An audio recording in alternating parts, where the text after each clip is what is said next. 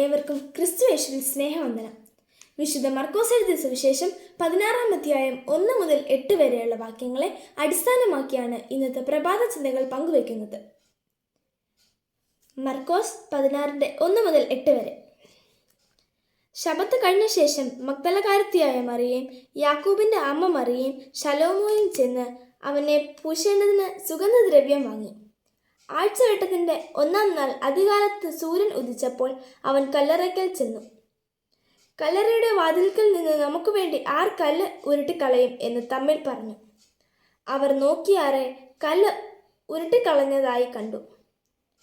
അത് ഏറ്റവും വലുതായിരുന്നു. അവർ കല്ലറയ്ക്ക് അകത്ത് കടന്നപ്പോൾ വെള്ള നിലയങ്കി ധരിച്ച ഒരു ബാല്യക്കാരൻ വലത്തുഭാഗത്ത് ഇരിക്കുന്നത് കണ്ടു ഭ്രമിച്ചു. അവൻ അവരോട്, ഭ്രമിക്കേണ്ട, ക്രൂശിക്കപ്പെട്ട നസ്രയനായ യേശുവിനെ നിങ്ങൾ അന്വേഷിക്കുന്നു. അവൻ ഉയർത്തെഴുന്നേറ്റു. അവൻ അവിടെയില്ല. അവനെ വെച്ച സ്ഥലമിതാ. നിങ്ങൾ പോയി അവൻ്റെ ശിഷ്യന്മാരോടും പത്രോസിനോടും അവർ നിങ്ങൾ മുൻപേ ഗലീലയ്ക്ക് പോകുന്നു എന്ന് പറവി.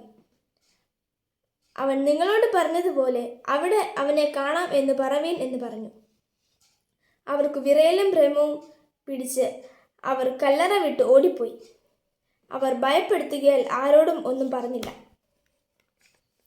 യേശുവിന്റെ ക്രൂശീകരണത്തിന് ശേഷം സ്ത്രീകൾ യേശുവിനെ കല്ലറയ്ക്കൽ എത്തുന്നതും പിന്നീട് അവിടെ നടക്കുന്ന സംഭവങ്ങളുമാണ് ഈ ഭാഗത്ത് വിശദീകരിക്കുന്നത്. മഗ്ദലക്കാരത്തിയായ മറിയയും യാക്കോബിന്റെ അമ്മ മറിയയും ശലോമോയുമാണ് അവിടെ എത്തിച്ചേരുന്നത്. യേശുവിന്റെ ക്രൂശുമരണം അവനെ സ്നേഹിക്കുന്നവരെ അക്ഷരാർത്ഥത്തിൽ ദുഃഖത്തിലാക്കി. ഉയർത്തെഴുന്നേൽപ്പിന്റെ ആശയം വ്യക്തമാക്കുന്ന ഈ ഭാഗത്തു നിന്ന് ചില ഉൾക്കാഴ്ചകൾ നിങ്ങളുമായി പങ്കുവയ്ക്കാൻ ഞാൻ ആഗ്രഹിക്കുന്നു. 1. പ്രതിബന്ധങ്ങളെ അതിജീവിക്കുവാനുള്ള ശക്തി നൽകുന്നു. വലിയ ആശങ്കയോടെയാണ് സ്ത്രീകൾ കല്ലറയ്ക്കലെത്തിയത്. സുഗന്ധദ്രവ്യം പൂശണമെങ്കിൽ കല്ലറയ്ക്ക് ഉള്ളിൽ കയറണം. പക്ഷെ അതിന് തടസ്സമായി വലിയൊരു കല്ലുണ്ട്. അത് ആര് നീക്കും? ക്രിസ്തുവിന്റെ ഉയർപ്പ് നമുക്ക് നൽകുന്നത് ഒരു വ്യക്തമായ നിന്റെ ഭാരങ്ങൾ നീക്കുവാൻ കഴിവുള്ള ഒരു കർത്താവ് ജീവിക്കുന്നുണ്ട്. അവൻ മരിച്ച ദൈവമല്ല, ജീവനുള്ള ദൈവമാണ്. 2. മരണത്തിൽ നിന്നും ജീവനിലേക്കുള്ള സന്ദേശം നൽകുന്നു. വാക്യം 6 പറയുന്നു, അവൻ ഉയർത്തെഴുന്നേറ്റു, അവൻ ഇവിടെയില്ല.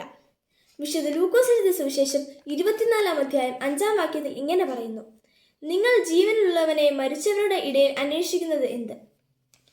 മരണം ഒരവസാനമല്ല, പുതിയ പ്രത്യാശയുടെ ആരംഭമാണ് യേശുവിന്റെ ഉയർത്തെഴുന്നേൽപ്പിൽ നിന്ന് നമ്മെ പഠിപ്പിക്കുന്നത്. Death is a state having no sense, but life has moments. 3. ക്രിസ്തുവിന്റെ സാക്ഷികളാകുവാനുള്ള വിളി. വാക്യം 7 പറയുന്നു, നിങ്ങൾ പോയി ശിഷ്യന്മാരോട് അറിയിക്കണമെന്ന്. ക്രിസ്തുവിന്റെ സാക്ഷികളാകാൻ വിളിക്കപ്പെട്ടവരാണ് നാം. ലോകത്തിന്റെ തിന്മകളെ അമർന്നു പോകാനുള്ളതല്ല, ഉയർത്തെഴുന്നേൽപ്പ് എന്ന മഹാസംഭവത്തെ ഘോഷിക്കാൻ നാം അനുവദിക്കണം. Are we ready to become the true winners of God? ലോകത്തിൽ ക്രിസ്തുവിന്റെ സാക്ഷികളാകുവാൻ ജീവിക്കണം. ക്രിസ്തു ശൈലി പിന്തുടർന്ന് മുന്നേറുവാനും നമുക്ക് സാധിക്കട്ടെ എന്ന് ആശംസിച്ചുകൊണ്ട് എൻ്റെ വാക്കുകളെ ഞാൻ നിർത്തുന്നു. ദൈവം നിങ്ങളെ അനുഗ്രഹിക്കട്ടെ.